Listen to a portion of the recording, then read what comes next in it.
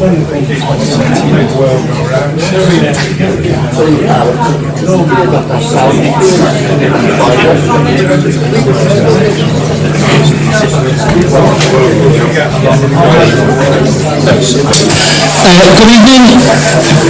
the Aviva Stadium for tonight's informal CFU night meeting. Great to see a few more who've been there last couple of meetings. Just for those who don't know, my name is Jim Green. I'm Vice Chairman and I'm deputising for Kieran Shaw, our Chairman, who's unavailable this evening. I'll run through shortly what the agenda is going to be, but just sort of want to formally welcome everybody to this evening's meeting. Just to sort of say on behalf of the board and everybody at the football club, thank you for your support over the 24-25 season. Whilst we came a little bit short on the final hurdle, I think it was a season that supporters, the team gave us a lot of reasons to be really proud of them and proud of the football club, and a lot of reasons to be optimistic heading into the new season. You don't get much time to kind of reflect on football because you've always got to get ready for the next game, the next season, and particularly because we didn't finish until May the 18th, it's been a bit of a whirlwind 5 weeks really. And Colin's looking pretty tired. Nothing to do with that, or the fact he was at Julipper the other night. I know he's been making, all the staff have been working incredibly hard over the last 5 weeks. There's obviously an awful lot for us to get through as a football club. So just to sort of talk you through what's been going on. The first part of that really is the retention meetings with players, which is always a really difficult part because we have to say goodbye to some really fantastic people and players. Making sure we can try and keep elder players we want to keep as well. We're then very quickly move on to recruitment, which is, Colin will talk about that as well in his update. But it's hard work, it's a really competitive marketplace, probably more so than ever now with a couple of big budget Northwest clubs coming into our league. So that's ongoing. Putting pre-season calendar in place. So we're really pleased that we've been able to facilitate a trip to Northern Ireland to play Glantour, and there's a few people in here who've told me they're very much looking forward to that, so that should be a great experience and a good test for the players. We then obviously, I've had a lot of work to do around the stadium, and Nick will talk a little bit about that in his update. Just picking up on some of that. I appreciate there's no screens this evening. There's stars only just come back to the football club, so there's still some work to do, but we wanted to get it ready for this evening. And credit to Sarah for getting things up and running so we can have this meeting here tonight. And I'm sure you'll see lots of improvements over the next sort of weeks and months in time for the first game. We've had quite a bit of work on the stadium, so new sprinkler systems gone in, some work being done to improve the car park, which is never ending, but it's some of those big potholes have been filled in and it's looking a little bit better. Obviously bringing the bars and kiosks in the house is a big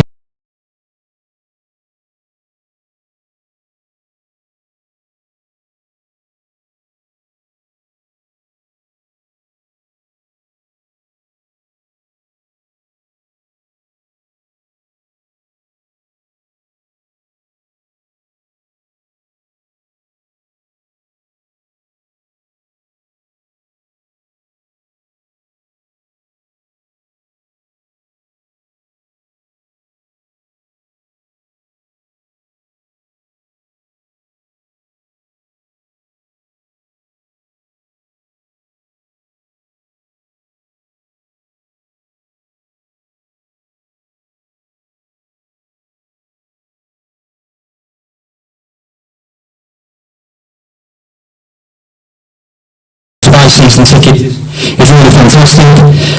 CFU members, that's been increasing sort of fairly steady actually. I think the playoff fixtures and the ticket windows held them back, but we're up to 1,326 members, and on top of that, you've got life members, so that's sustained its been for a few years, which is great.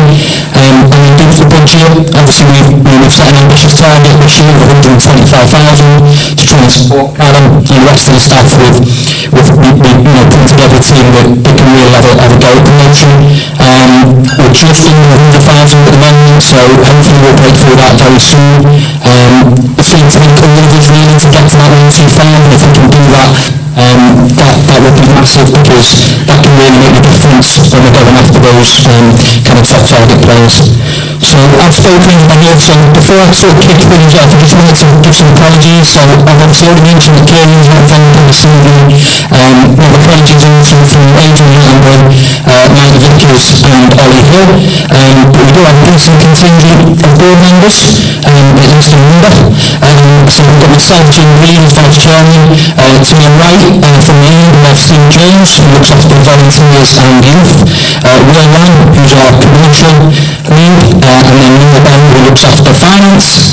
To my left, we have Al McIntyre, for the team manager, Nick Phillipson, who looks after infrastructure and facilities. And that's the push down on Nick. And then Mike Gray, who's looking after my team for us as well.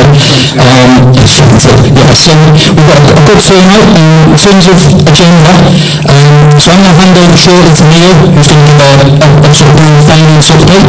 Then Nick is going to give a bit of an update on facilities, and then Callum's going to sort of follow up to support us around what's been going on and where we're up to. We'll see how that takes us, and then from that point we then open the floor for questions. So if you've got questions for Callum, or if you've got questions for any board members, we'll take them. I think there's an opportunity to ask questions if you're watching online as well.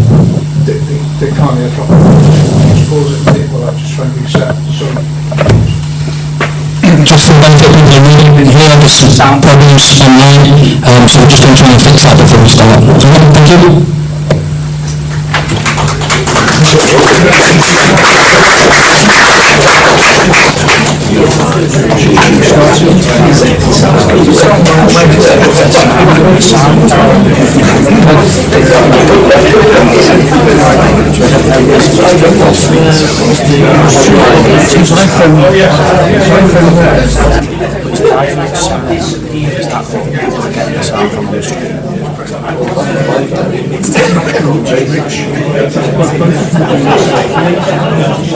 This would be a strong team on University Challenge, by the way.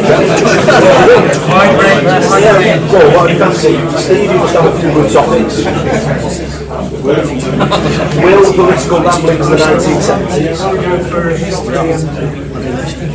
Oh, right, okay, Neil, let's use it for yourself. Politics. Jim, the royal family. Middle Eastern politics. My name's Neil William Football. What's your specialist subject be, Nick? History of the toilet. I think I've been drinking since the 1970s. Well played. You've got a demonstration to that.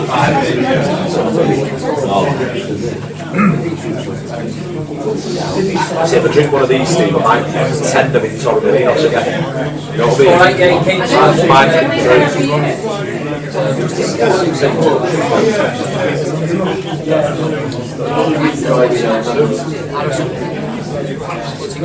right, I can give you an accurate answer. Well,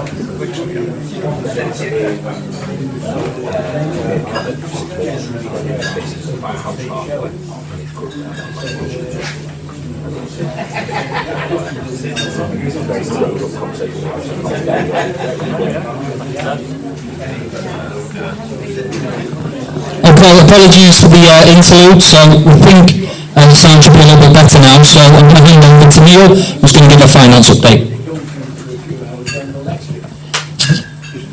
Good evening, everyone. As Jim said, I'm Neil Byline, the CFU Treasurer. So just a couple of things on finance, because it is finance, so I'll keep it short for obvious reasons. Our financial year end was the 31st of May for last season, so just in the process of putting together our financial results for last season. It's going to show that we made a profit last season, so after making sort of losses for the last couple of seasons, we've got things back on a bit more of an even keel financially, but it's still subject to independent review, so we hand the accounts over to a firm called Hargreaves, who go through I can't see that changing massively from where it is at the moment. So that's good news from a financial point of view. Those of you who were at the AGM back in November, I presented 2 sets of accounts that were both showing fairly hefty losses for the last couple of seasons. So we've got things back on an even keel from a financial point of view, which ticks one of our boxes about being sustainable off the pitch. In terms of this year, I think we've set a budget for this season coming up. Again, we've made realistic assumptions about where we're going to get income from. We've tried to maximise the playing budget in giving Callum the best possible budget that we can. I think a couple of things that are going on in the budget this year. Obviously, you'll have seen in the press about the rise in employers' national insurance contribution. That is not insignificant to us as a club. It's not existential, but it is going to hurt us a bit financially. I think Jim mentioned we're bringing the bars and the events back under our direct control for the first time for many years. So we're having to set a sort of realistic budget about what that's going to deliver to the club. So some slightly different sort of nuances to this year's budget. But again, we're budgeting for a small surplus, stroke breaking even. So we're looking to be sustainable again from a financial point of view.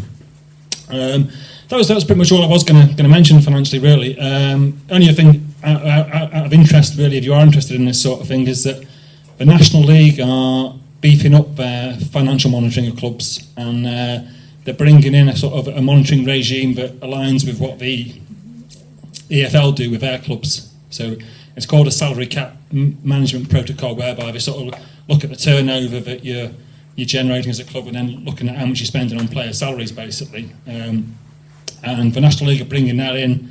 It's going to be mandatory for us if we're in this league next season, which hopefully we're not, but if we are, it's going to be mandatory for us again. So they're just beefing up their kind of financial monitoring of clubs. And it's all about this, trying to get free clubs up from the National League into the EFL. They're trying to show that we're following the same kind of protocols as clubs are in the Football League. So just out of interest, really, if those of you are vaguely interested in that sort of thing. But I think it's going to involve probably a bit more work for me, sadly. But it's just it's the way the sort of world's going. I think in football finance monitoring, there's a lot more regulation coming in to make sure that clubs are sustainable going forwards. That was all I was going to say. I'll say the final year-end accounts for last season will be presented at the AGM in November. But I say at this stage, it's shown that we made a reasonable profit for last season, which obviously quite sort of pleased about, really. So, any questions now, Jim? Or you want to leave? We'll do it at the end, Neil. Yeah. Okay. Thanks.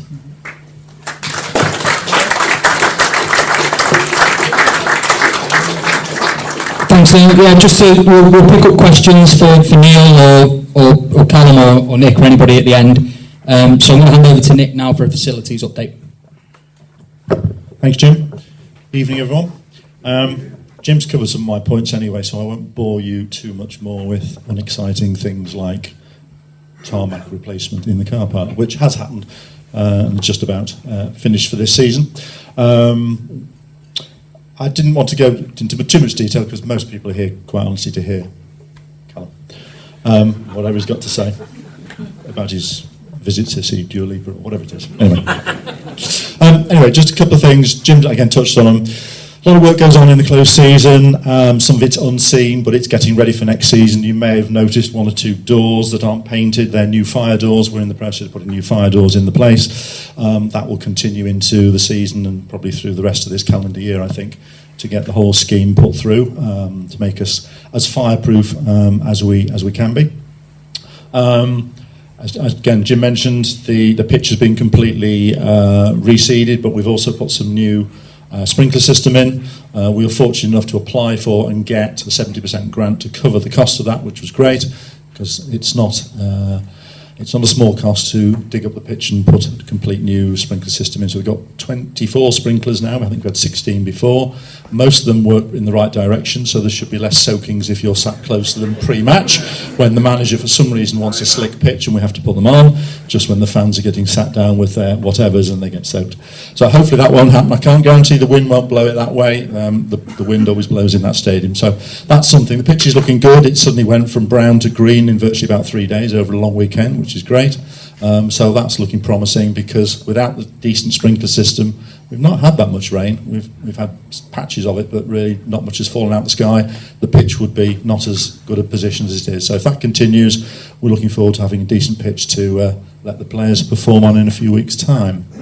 The only other thing I wanted to just mention, and again has been mentioned, and most of you may have sampled a little bit, we've taken the bars and the kiosks at the end of their contracts. We've gone and taken them back in-house. We had quite a lot of discussion at board level over the last probably 3-4 months, looking at what the options could be, should be, etc. And we decided that that's the way we wanted to go. You could say we have all the benefits of whatever comes out of revenue raising in terms of kiosk bars, etc. You also have all the risks and all the work and everything else. So it's quite an undertaking to take on. And if you look back at the history of this club, since 2010, we've only run the bars for I think 3 years out of that 15 years. Whether that's for a good reason or a bad reason, I don't know. I'm not certain we've ever run the kiosks ourselves, or certainly maybe in the early days, but not for a good number of years. So we're having to learn a few things. We've been very fortunate. And having advertised for a bar and event manager, we had a good short list of candidates, but we eventually appointed Sarah, and she's now almost hiding behind there, but you will see lots more of her. She knows the stuff. She's got a good background in bars and events, etc. So that's been really helpful to us, because in-house, over the years, not having done it, we haven't got the expertise that we've had to buy in with contractors, etc. on that. So we're looking forward to what she can bring, what we can improve on. There are areas we can improve on. Some areas will remain the same, but the aim is to maximise the income coming to this club. And clearly, every pound we make as profit, a surplus, will be retained in the club. Before, obviously, there was a share of profits between ourselves and any contractors that were doing the work. So we're looking for opportunities there to improve matters. The bar is not the finished article, as you may have gathered when you see now. 1 or 2 items have gone. They will be replaced by our own kit in the next few weeks. We're rushing to get as much done as we can do for the 19th, and certainly for 9th of August, 16th of August, whenever our first home league match is. Bear with us, not everything will be perfect to start with. As you've noticed, we're on bottles at the moment. That's purely a cost saving. We don't want barrels of beer we're going to open and lose half of them in terms of wastage because of the season coming on the 19th, etc., etc. But we are gearing up to a refurb of the bar, so it will look a little bit different in some areas. Many of your old favourites, and I don't mean the bar staff, I mean the drinks, will be there. 1 or 2 new ones, 1 or 2 new ideas, etc., etc. So, yeah, that's where we are. Bear with us, but if you've got any thoughts and ideas, please pass them on, and we'll see what we can do. We can't do everything. We won't be able to please everybody, but we'll see what we can do. Kiosks will be a challenge, as they always are, but again, in conjunction with the Fanopy, which will be continuing for some of the matches, not necessarily all the matches. We're looking to test that one out further and develop it as demand and also funds allow us to do. That's really all I want to say, because I know you're itching to hear whatever Callum's got to say, which I'm sure is more interesting than some of the facility stuff I've just done. So I'll leave it there. If there's any questions, I'll take them at the end of the meeting or even outside the meeting if you've got something that's pressing. Okay, thanks very much.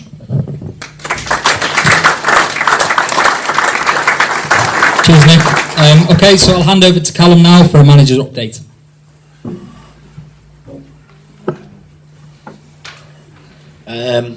Good evening. It's been a while. I will open up to questions at the end. I'm sure there'll be some good questions, some bad questions, and I'll even try and answer the stupid ones as well. I thought there's probably 6 points that if I was a supporter sitting there this evening or at home, where they might want to sort of hear from me. So I tried to think, what have I got to tell the supporters? I think, and I'm sure there'll be a laugh in here when I say this, I think over the next 12 months you'll just hear me say less. I heard you laugh there at the back. Yeah. Hey, these microphones hurt, you know. Yeah, missiles. I've learned a lot about the role and about the club over the last 3 years and around its challenges and what you have to do and ways to make it better, that I just think we're really clear over the next 12 months, 10 months potentially, the football season, what we actually have to do. And I've just kind of got one goal, one focus, and anything that sort of deviates my time away from doing that, I just won't be engaging in. For me, it's about trying to get the football club promoted. So I thought the place to start for the supporters was probably last season.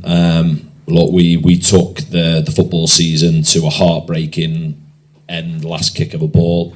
I thought the players were absolutely first class, and I thought what we did over the course of the season, it's the most points we've put on in 10, 11, 12 years to go up against the Scunthorpe side, and I thought we had the better of it in the second half. I just thought we had to win the game in 90 minutes, and I thought the referee was outstanding. No, I think what you see, and it's important that what you see, you look at match of the day, the standard of refereeing in this country is absolutely first class, and that's filtered right the way down. That for that to be the referee that they can produce for the biggest game at that step of football, I thought he was tremendous. I thought he was absolutely first class.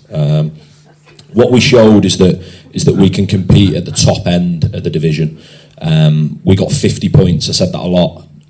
Sort of some of the media stuff at the end of the season. 50 points in the second half of the season. If we'd have done that in the first half, we'd have had 100 points. We'd have won the league with 3 or 4 games to spare.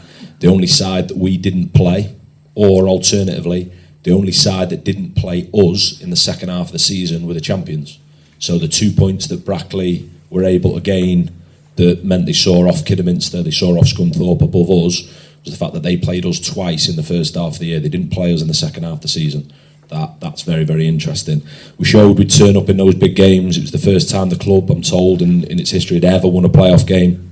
I thought that night against Buxton was first class. I thought the personality of the players, and then we went to Kidderminster, excellent performance, and like I say, we saw the importance of upgrading the squad in January. And what I would do, when football managers talk about their experiences and their record, it's very easy to come across as defensive, and I understand how that can sound, but I look at my 3 seasons at the football club, and the circumstances in my second season were really unique for reasons that are well documented. Numbers don't lie. The ability to go and recruit during the season, we can't hide from that.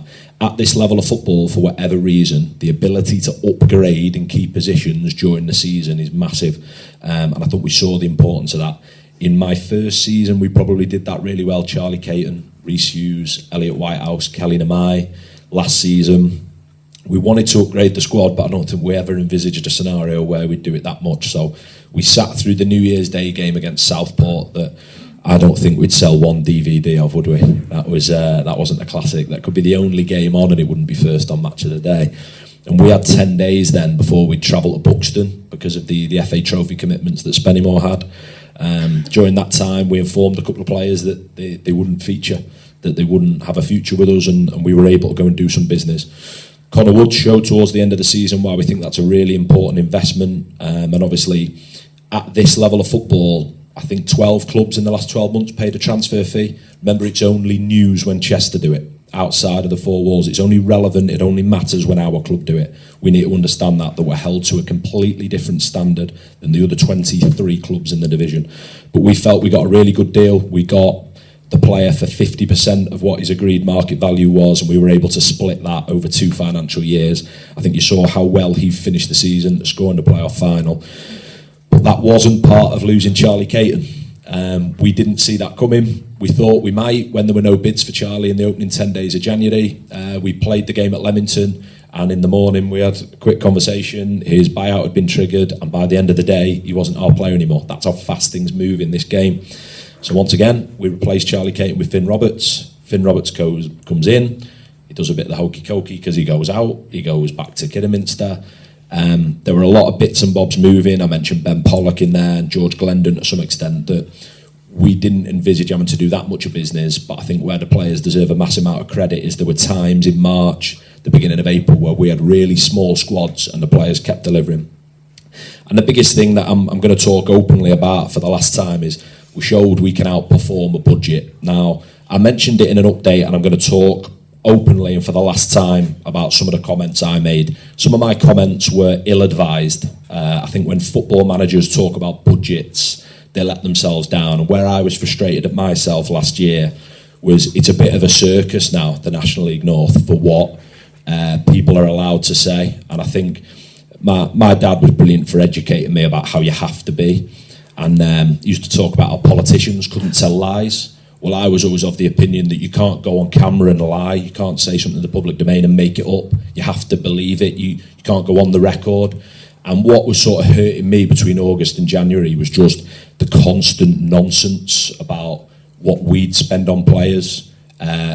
Opposition managers going publicly on social media, on interviews. A manager came here and talked about us paying a loan fee for a player. Well, it's a fabrication. It's not true. Now, you have a decision this evening to hear what I've said and decide whether I'm telling the truth or not. We can play that game as well. But where I thought I let myself down was I started to wear that as a Callum-shaped chip on my shoulder. And I think every comment that I would make. So I wanted to sort of share some of the challenges that we have. Some of my comments were largely around responses, because the biggest issue around the football club I've found in the decade or so that I've been in its employment is falsities become true. I don't think as a club, and there's people alongside me, I don't think we protect ourselves well enough from the nonsense, from we get spoken about in a certain way, and I don't think as a club, all of us, we protect ourselves well enough. I think you've seen that when there can be incidents of crowd trouble at other grounds, but it's dealt with very differently when it's the Diva Stadium, when it's Chester supporters. Some of the rules that we're held to around crowd restrictions and things around the ground, and I feel like that on a football level. At the start of last season, we had 18 contracted players, so loan players aren't in that, and I call them first team senior players, none of the academy boys. Of those 14 of the 18 players had alternative employment, had other jobs, primary jobs that they paid their bills from, paid their mortgage from. They aren't full-time footballers. This word hybrid's been made up. It's a made-up word. To me, a hybrid is a partial something. If you have a hybrid car, it's a diesel plus an electric, whatever it wants to be. Hybrid training models, in my opinion, I remember anyone was at the CFU meeting at St Werburgh's many years ago, I challenged Calvin Hughes on it from the back of the room. I said, you need to be careful using that language, because a hybrid football club has some full-time professionals, some part-time professionals, a two-tiered employment structure. We don't have that. We have part-time players, but we train 3 mornings a week. We feel as a club at the moment that the decisions to do that training model have aged well, if you like. You look at the players we've been able to recruit, develop, produce and move on, and you also look that over the last 3 seasons, 2 of those are among our best performing seasons since we came into this division. But it was never about being full-time. Our players are paid for 44 weeks a year. They don't get paid during the summer. You'll see lads on building sites, you'll see lads doing the other things that they do. And I always think that's important, particularly at a club that's financed the way Chester's is. The supporters need to understand who they're employing. The members need to understand who they're employing. They have other lives, they have jobs. They go, we have lads that will finish with us at 12 o'clock and they're in work at 1 o'clock. When you hear these clubs speak about on Tuesday night games, our lads will be in work. We'll have lads on building sites at 7 o'clock on a Wednesday morning. They are part-time footballers and they're therefore paid part-time wages. And I think the bit where I didn't make myself clear of what I learned last year is that you can outperform that budget. That my challenge, I've talked a lot, is for every pound that these gentlemen give me to spend, I have to go and find £2 of value. We have to do that. We have to find points. I have to improve the players. I have a coaching role that when a player walks through the door, can we turn them from a National League North player into a League 2 player? I think we've done that a couple of times now over the last 12 months. But I actually embrace the challenge, and please don't mistake my language. And that's why after this, feel free to ask me a question later on, but you won't hear me talking about that last year, because I'm big on self-reflection. I reflected on my stuff and went, I know how I comment on other people when they speak like that, so I have to sort of look at myself in the mirror. But I'm going to embrace the challenge of, I'm going to set a team up to try and win the National League North next season. And we're going to do it without probably a top third budget, and we're going to do it without being full-time, paying part-time wages for 44 weeks of the year. Come on that journey with me and embrace that challenge the way I am, but be really open and honest and accept that's what it's going to be. The moment I don't accept that, I shouldn't do the job. Do you understand what I mean? When you take a football manager's job and you're not happy with what you have to spend, no, I've signed up for 10 more months and this is where we're going to go.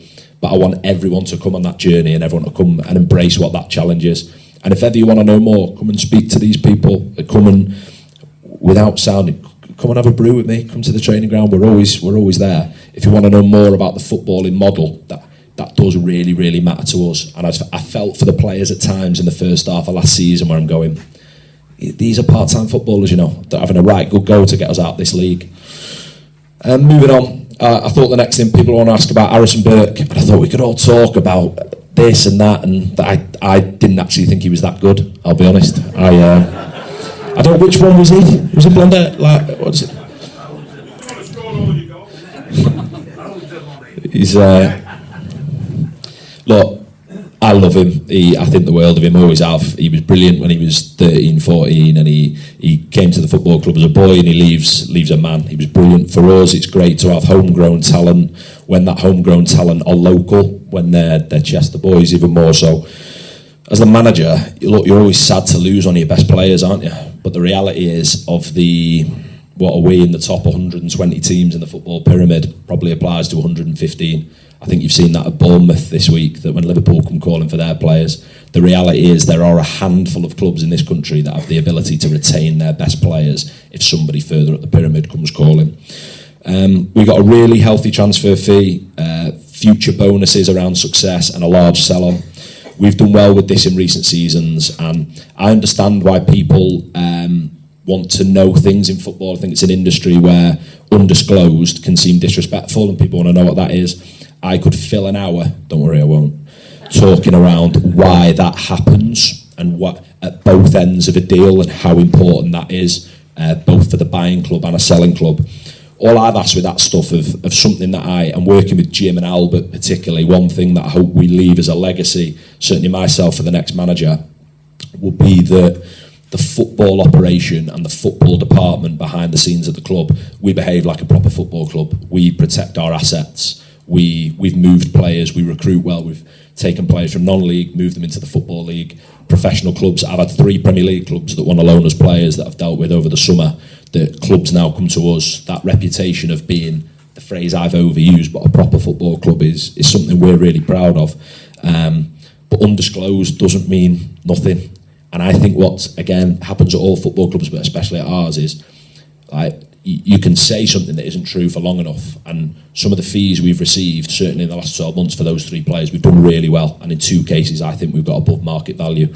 And that, just be real when I talk about figures. I remember sitting in a meeting that you were in, I don't think any of the other board, I think Nick you might have been, and I was talking about an academy player, and I asked the board what do they value him at so that I understand, and one of the board members looked at me and he went, £1 million.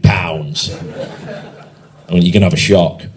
You also need to be real about what the market value is, and the market value is it's a National League North centre half moving into League 2. But I think we've done a really, really good deal that I hope I'm given the opportunity to spend some of those well-gotten gains. The next heading is Matty Williams. Matty Williams has declined an offer of a contract with us. The club will continue to take care of his rehab. That's important from a duty of care point of view. He was injured playing for us. He started that game in a physical condition that we have a responsibility to restore him to. But I've offered him a contract and he's declined it. So in terms of recruitment, it's been a really unique summer.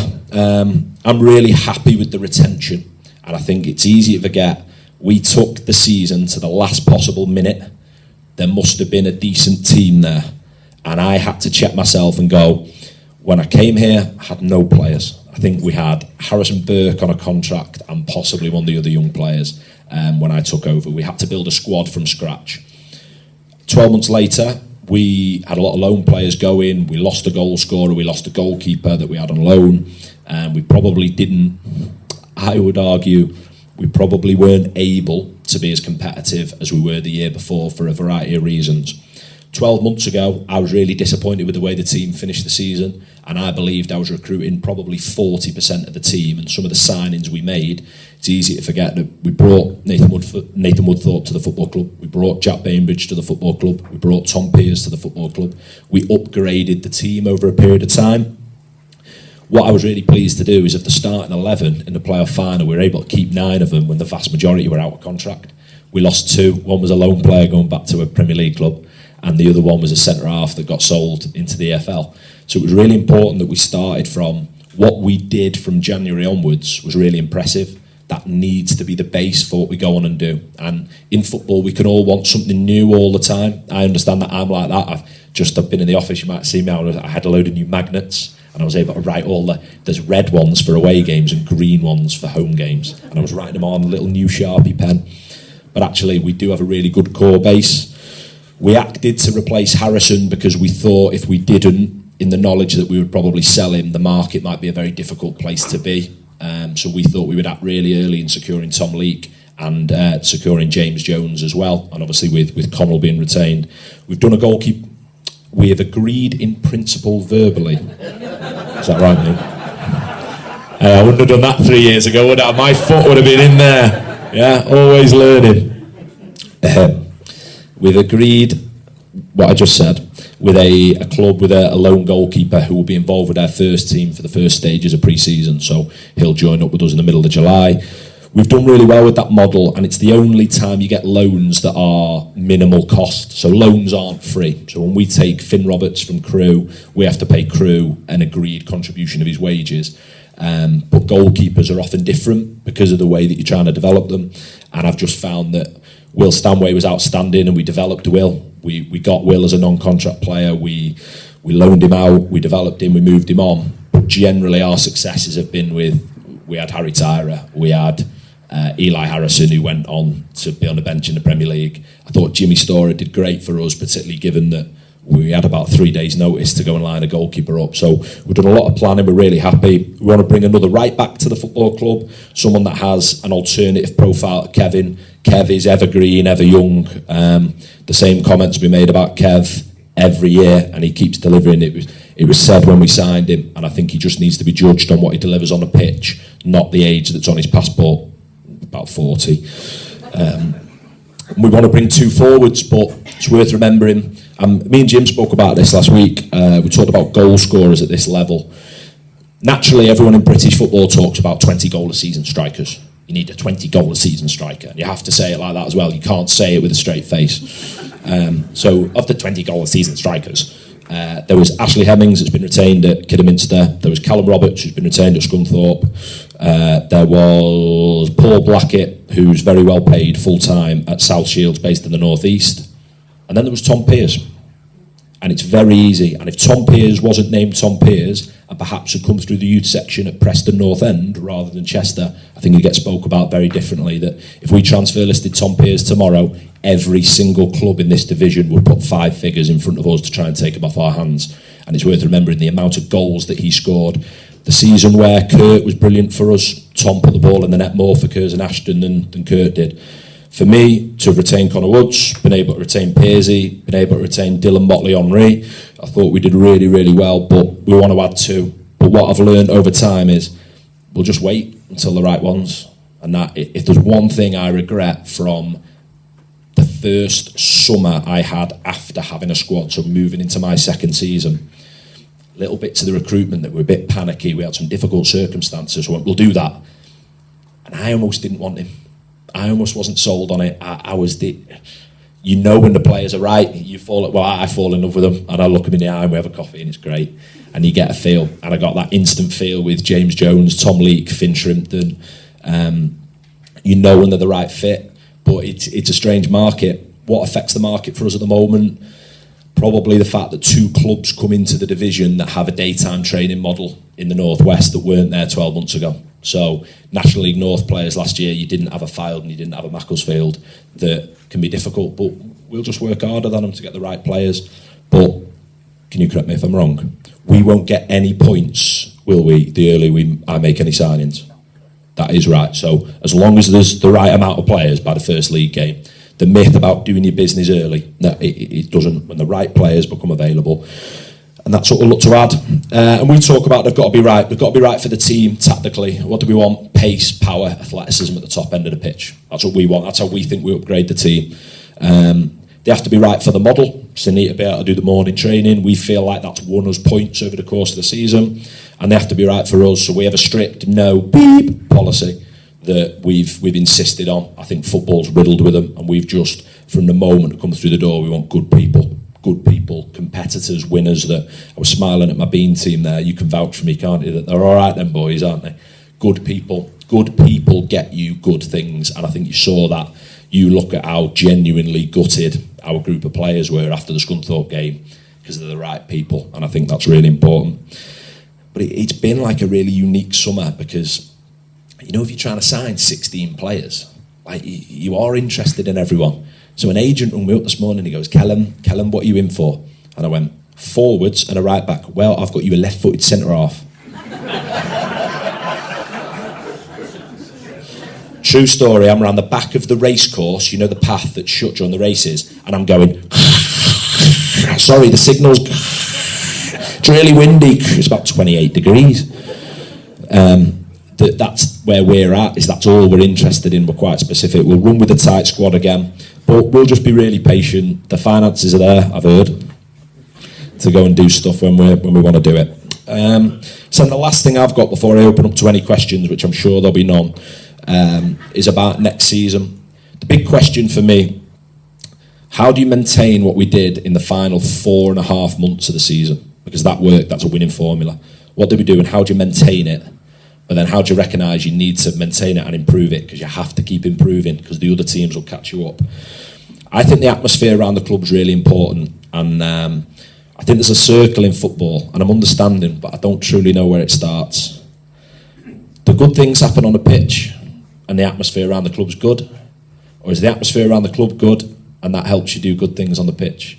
And I've noticed that. I've been at this club a long time. I've worked under Neil Young, Steve Burr, Marcus Bignett, the Gaffer, Bernard Jono, Steve Watson. Although we nearly had 12 rounds, me and Steve, didn't we, after the Darlington game as well. And I've seen it all. I've seen all the different training models. I've seen the two divisions. I can link it, that when there's a real positivity and a trust and a faith and an understanding of where we're wanting to go, I think good things happen. But I experienced probably like the best thing that ever happened was, for me, the best thing that happened for me as a manager, as a man, was us getting beat 4-0 at Curzon, because I've managed the club totally differently since. There were lines drawn for me that day around things that I can't go back on, that have changed the way I've managed the club, and the people internally have sort of recognised that. But we believe in the direction we're trying to go in, I don't come in, I believe the things I'm saying. I believe we can go and win the division next year. You take that as a soundbite. We showed we could do it in the second half of the campaign. Only one team got more points than us, and it's because they didn't have to play us. I'm telling you now. What hurts is when things aren't going well, when that atmosphere, I think it can grip the club, and I think it becomes a tough cycle to get out of. I mean, the players had a Christmas do, they had a Saturday evening and a Sunday in London, booked several months in advance, had to be rearranged at one stage because of the FA Trophy game, and we've got somebody very close to the football club claiming that the football club had paid for it, and they hadn't had such support when they were employed. That's nonsense, and it's dangerous. Do you get what I mean? It's stuff that it's not fair, and that's a big thing for me that I think we've got to recognise, that when we get that right around the club, I think the rest of the stuff takes care of itself. But the other side of the circle is it's a lot easier to be positive when you've won 7 on a bounce. I understand that as well, but that's an important thing for me, that I felt the energy in the ground in the Buxton game in the second half, that I felt the people in the ground, the 3,500, were not letting us not win that game. We'd taken all our forward players off. We'd had 2 injuries. It was difficult, it was challenging. When it's like that, we'll thrive. When it's like it was in November, where, what was I accused of at Gainsborough? Did I flip the middle finger to the supporters? That sounds like me. That sounds like something I'd do at the football club that I've supported, that I've stood on the terraces. I remember somebody challenged me about it before the Marine game, and I was like, that stuff needs to stop. Do you understand? That needs to stop. Whether Callum McIntyre's standing here or Steve Burr's standing here, whoever the net, that I can't stress that enough. So we have to start the season better. We recognise that. We haven't put enough points on in the opening 12 games over the last 3 seasons. And we have to get more points from the early away games. Have to. We've had a really good away record generally over the seasons. We've put more points on away from home than historically the club have. so many of them have come in the back half of the year, you know. Even in that year where we had the unbelievable run, we drew so many of the early away games. We drew at Chorley, we drew at Buxton. We have to replace some goals. It's easy to remember we sold our top scorer in January, you know. It's completely forgotten about that 14 goals, top scorer in the division, played for us on a Tuesday night, don't see him again. That's what football's like. And we also need to replace the goals from set plays, because that's something that we did a lot of work on last July. Don't sniff at set piece goals. That's the way the game's gone. 2/3 of goals will come directly or indirectly from set pieces. So we'll be doing a lot of work on them, because it won't be Berkey popping up with them.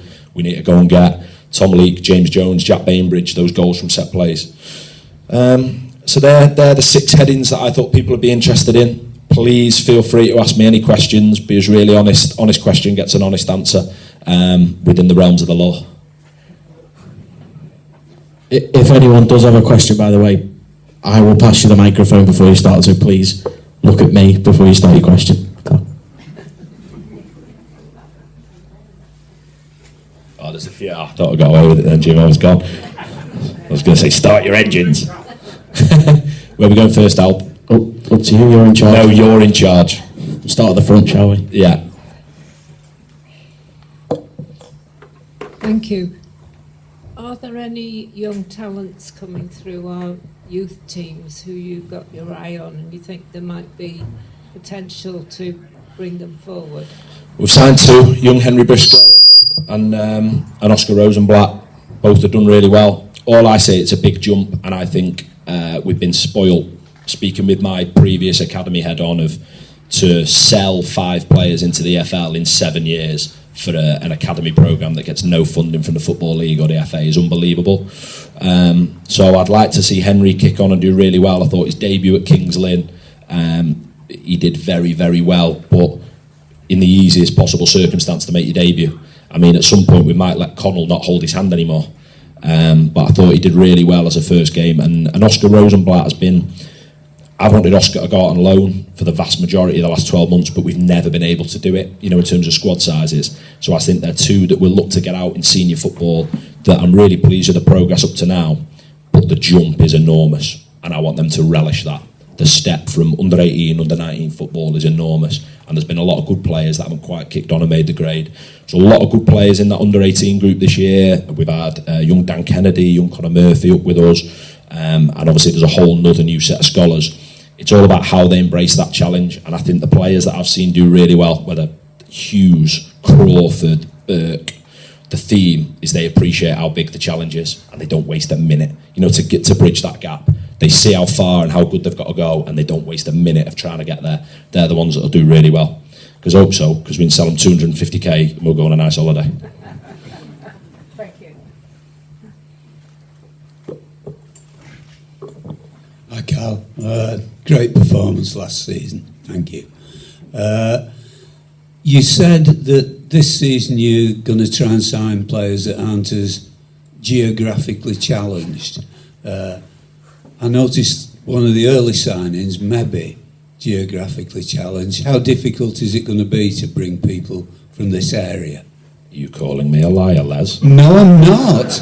I'm just thinking it's a difficult challenge. You're right, and I made those comments and I stand by it. For me, it's around mitigating those risks. So, is it something the player's done before? Is there a support mechanism to make it work? How's its balance? So, are we talking about players that have just bought a house 3 weeks ago in the northeast and they're renovating a house and that takes an amount of time? Or a player that's partner might have given birth during pre-season and the circumstances from when they signed in that room with me to when they came to train were different in a 6-week period? I think it's easier for the younger players. So we're talking about Finn. Finn lives slightly west of Scunthorpe. He's done the travelling, wants the daytime training model. There are some lads that come from that way. So my comments were, in the ideal world, they'd all live within 10 miles, but it's hard. It's really, really hard. What we will make sure this year is where we do that, because there might be another one yet. There might be one from out the area. It's tried and tested. Their circumstances allow it, because you can't just cast the net. So you've got what you've got to spend. We don't pay any agents' fees. We pay 44 weeks, and we don't have any recruitment staff. There are recruitment challenges. So you have to have some boundaries that are slightly more flexible if they work. So Finn will be absolutely fine with that. And Will actually gave him a talk about how great Chester is, and Finn looked really, really riveted by it. Honestly, it was the most excited I've ever seen a person ever. It was good, wasn't it, Will? But that'll be the plan. Unless you've got any second properties you might want to lend us that we could put some people up in houses. I've got a shed. We'll see.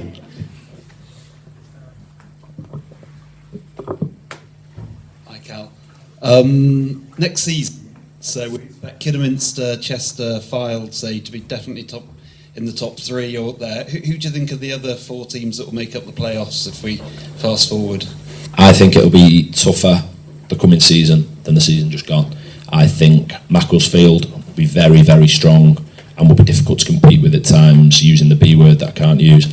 I made a comment about South Shields that I got shot down for, that when accounts come out, people will understand what I mean, that they are a genuine, full-time, operational football club with some of the best players in the division. And in my opinion, that was the biggest failure last season, pounds to points, one of them in English football, because they have got some big hitting players, real quality for the level, a proper football club there. You know the good people when you go up there, you know what you're going to get when you go to the North East. And I think they've made a really good managerial appointment. Kings Lynn, some of the players they've recruited. Buxton have thrived. Again, difference from daytimes to full-time. We've just named 7 clubs. That's a lot without naming. I'd expect Radcliffe to improve. Burn and John know how to win. I'd expect them to be brought 3 players out of the Football League. There isn't a more competitive division, top to bottom, than this one. There's none from the Premier League of the Big Six and the Mini League at the top, where genuinely, I reckon I could name 10 teams. It's going to be tough. How do we win it? Sign good players, get them to play well, but you know what else? The fair wind of getting them fit, because you might share my opinion, you might not, and football's a game of opinions. I was told that by one of our supporters before the Marine game. He came in to tell me while I was there around my thing. He went, "You need to understand it's a game of opinions." I was like, "Yeah, you're right. You are right, my friend." But the bit that I totally agree with that. I talk about the first half of the season there, about when we dropped points. So we had 37 points, first 23, 50 in the second 23. But we were also, there's a couple of games in the second half of the year. Might it have been different if Jack Bainbridge had been fit? Might it have been different if Ewan Murray had been fit? The reality is, for us to win a title with the way we're trying to do it, you need more than a fair wind. You know what I mean? That bit of good fortune of those players I'm trying to sign, they need to play 40 games, at 46. As soon as they're not, we ain't ever going to be able to carry, 22 like for like, pound for pound players. We won't be able to carry that.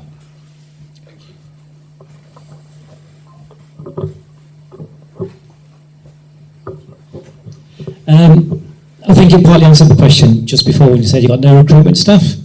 The question was going to be, do we have any scouts or scouting network that you can call upon to try and find the nuggets from lower down the leagues? Thinking about Harrowby Alex days when he had so many staff scattered around the northwest, and he was putting Barry Butlers from Atherton LR and Graham Abel from God knows where.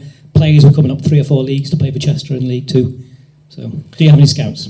Interesting that I didn't mean to point as aggressively as I did then, sorry. I hear you, and I share the sentiment behind it. I think recruitment in a way has moved on from scouting, so much now is video recorded using platforms like Y-Scout, the Huddle Y-Scout platform we do a lot on. A lot of our model, you've talked about players climbing the levels. Do you know what I think we've done really well is the market of players that have had a taste of league football, haven't quite caught on anywhere, but we'll give them a consistent shirt, and we'll give, so Charlie Caton played 14 times in the EFL, goes on a loan, doesn't quite hold his shirt down anywhere, comes to us on a permanent, and we move him on for a fairly healthy transfer fee. So I look at recruitment like that, but when I mention recruitment staff, I mean, I haven't got anyone going and doing the deals. And you'd be amazed how many football clubs now have someone like that sits between me, Jim and Albert to get everything tied in and making a move. So recruitment for me isn't just the scouting element, it's actually the ability of, right, who has been released from these Category 1 under-21 academies, these Category 2, scouring those lists, who's who, let's watch their video, where do they live, they don't live in Les's shed. But then the same way is you need the same protocol, like you say, for the Northern Premier League, the NPL West, the North West Counties. What players have those Cat 1 and 2 clubs that they haven't released? who have they put on loan at a corresponding level, so they're actually familiar with them for when they become available, when the time's right. It's an enormous data bank of work that, like you say, you mentioned some days when no one had one, whereas the reality is a lot of clubs now will have somebody where that's just their remit. It isn't. We do that. We plan the pre-season schedule. We coach the players. We deliver a game model. We try and manage the club. I've always tried to manage the club, not just the team. And it's difficult and it's challenging. I just think we have to get ours right, and that's where, what have I learned? Patience, genuinely, which isn't in my personality, so it's really, really odd. But patience of, you know when the ones are right. So I knew, I looked at Jack Bainbridge, those long flowing locks. He was playing for Marine, and I just zoned in him and I went, that's what we're missing. Seen that bit of the Damned United where Peter Taylor goes, he's the one, Brian, he's the one. But that's what I was like about Bambo. But then I had to go and meet him, and I had to have a coffee with him, and there were a lot of clubs interested. Well, that's the bit that I'm talking around, selling that bit to get the deal over the line. As a club, I think we have to work a little bit harder, because we don't do that. We don't dangle the pot of cash. For us, it has to be right, and that's where we just have to work a little bit harder. I mean, I look at my phone now, I've probably got my missus asking where I am, but we have a text off an agent asking about a player that I've spoke to earlier on today. Those sort of things that you're trying to get done, it's relentless. And this time of year, I'll be honest, I find it really challenging. I'm finding that the off-season's busy, and you have like an amount of work to do. But this year we've had 5 weeks to do it, and that week in Torremolinos feels a lifetime ago at the end of May. Trust me, it does take its toll. But we just have to try and work harder than everyone. In terms of scouts, I think scouting at games is becoming outdated. I think a lot of, like I say, the scouts and stuff they do is video. For us, we have some little bits. A lot of it I do is with managers at those levels. So I could ring the manager and say, run call minutes. Because whoever has scored X goals these games, have you seen him, have you watched him? And sort of have a tap into every level.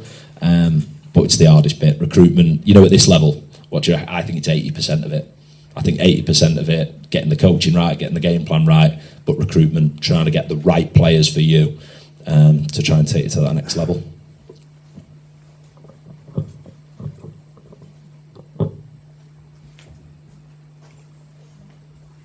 I think you might be safe. Can I just make a comment about something you just said? Go on, Les, take the mic. Yeah, you mentioned about proper football clubs, and you mentioned particularly South Shields, I think, and South Shields in 23-24 lost 961,000. Yeah, and Kings Lynn lost 351,000. Peterborough Sports lost over 350,000. We're breaking even just about. I think that shows the progress we're making, and the way we're meeting the challenges. And all I'd say, look, and I promise, when I give this microphone back to Jim, you won't hear me. You'll just see a different version of me this year. But I'm going to go at it hell for leather for 44 weeks to try and win the league. But just come on the journey with us in understanding what the challenges are. That we're going to run with 18 players because that's what we've got. We're going to run with this model for 44 weeks, not 52. All I've tried to do is be open and transparent and challenge the way that I think the way some people have spoke about the club pre me. I don't think it's right. But you talk about some numbers there, so that's what they've lost. Never mind what they've spent. It's light years. And I thought, I'll give the Scunthorpe lads a load of credit for. They knew they'd been in a game. They knew they'd been pushed. Their attitude at the end of the game and their manager, they knew that there's probably 7 figures between it, in terms of what was on the pitch, and we didn't have. We give it a right good go. So the bit before I hand back to Jim, look, just thanks so much for your support, and I can guarantee the next 10 months there's going to be some unbelievable highs. There will be, imagine it, there'll be the first round of the FA Cup, we'll go to Tranmere and win. We'll go to Crewe in the second round, we'll win. Third round, Manchester City away. Imagine that. And Pep will be going, who are these Chester? Who are these? I do not know. Who are these? We'll go to City in the third round and we'll be the first team to win 1-0 with less than 1% possession. Right, you ready? We'll go to Liverpool in the fourth round against Arnie Schlott. Right? We'll beat Liverpool in the Premier League at Anfield. We're in the FA Cup 5th round. We'll keep going. We'll beat Tottenham. Tottenham will get beat, of course they will. Right, and then we're in the FA Cup quarter final. We'll get beat 2-0 away at Royston. There's going to be the FA Trophy. We'll get to Wembley, be excited. There'll be 46 league games, 23 at the Diva, 23 away, where we'll give it everything. Just come on the journey with us, because everything the supporters want, everything the club wants, like I say, one more time, we're going to absolutely go for it. But no matter how good it is, there'll be bumps, and no matter how difficult some of the moments are, we'll come through it. But thank you so much for your support last year, but it's gone, it's done. It's about next season, and that challenge is going to start on August the 9th and onwards. Is it a question? No. No, it's just to say thank you very much, Callum. At the end of that Scunthorpe match, there wasn't one person that said we should have done that, we shouldn't have done this, sacked the manager, whatever. Everybody went home on an absolute high. That the end of the season was fantastic, and we'll never get it back again, but I hope it'll be even better. And for me, it was Scarborough Way that turned. I just loved Scarborough Way. And I just went, oh. I know. And Callum, just thank you. We try and thank you, but I know you get lots of messages and stuff like that, but you know that we really do, thank you. Thank you. Thank you very much. Thanks for all your support.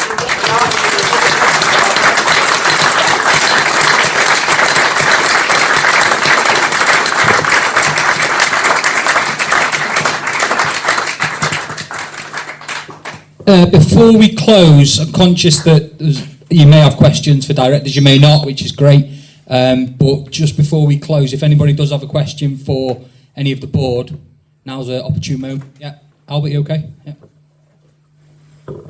Just one, I don't know whether you can answer it, but I'm sure supporters are all speculating in their minds about whether the playoff campaign was a money earner for the club. I know it was hard with wages and things, but what sort of sum might we have come out of that in terms of those 3 games? Probably not as much as you might think. So there's, it's certainly not a way of getting rich quick. And I'll just give you a bit of reason for that. I think the Kidderminster game, for example, you end up splitting the gate with the home team and the away team. So we got a gate share there. The final itself, a crowd of 9,000 Scunthorpe. The way the sharing of that works is that you take off the policing costs of that game, which were fairly high because obviously a lot at stake that game. The National League then cream off 50% of the figure that's left, leaving the two clubs that take part in the game, which is Scunthorpe and Chester, have to share what's left. So we didn't get an awful lot from that, and bear in mind we had to extend the players' contracts for an extra 2 weeks. So it certainly didn't work out. Having said that, we should be grateful that the game was at Scunthorpe, because it's the biggest ground in the league, and we managed to get the biggest crowd in there. If it had been a much smaller ground, we'd have actually probably ended up losing money on the back of the playoffs. So it's not a great way of earning money, to be honest with you. Obviously, if you're at home, it's better because you can get the sponsorship of the games, etc., which you get to keep 100% yourself. So, but having said that, certainly the Buxton game and the Kidderminster game didn't do us any harm financially. Is there a ballpark figure that you could give us? I wouldn't like to start quoting figures because it's difficult because for Kidderminster, for example, we got. I'll give you a figure of 17 grand was the gate share. But before we go and spend all of that, we've got to take into account we have to travel there, we have to stay overnight the night before, etc. So the actual money that you end up making as a club out of that probably comes down quite a bit. But that's the kind of magnitude of gate share that we got from that one particular game, as an example. Thank you.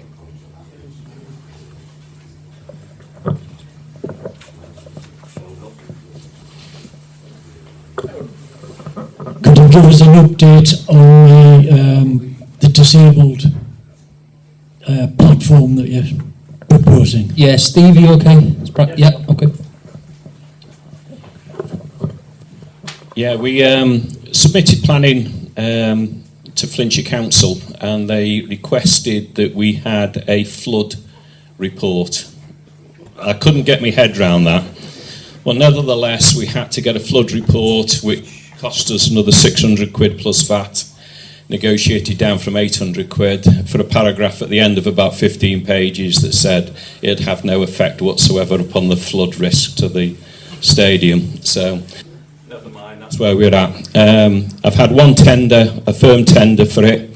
I'm waiting on another 2, and I've got a guy coming on Saturday from a building company, and one next week as well. So that's the next stage, is to get the tenders in, and then from there we'll chase the finances of it as well. So that's where we're at the moment. Okay. Any more questions?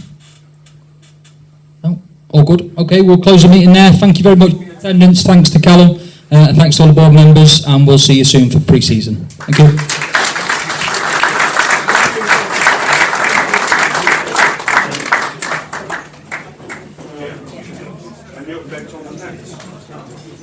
Behind the goal? Yeah.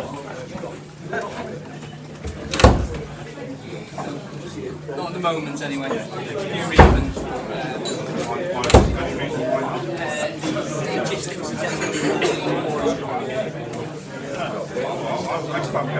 Yeah, it's not as simple as risk assessments and stuff like that.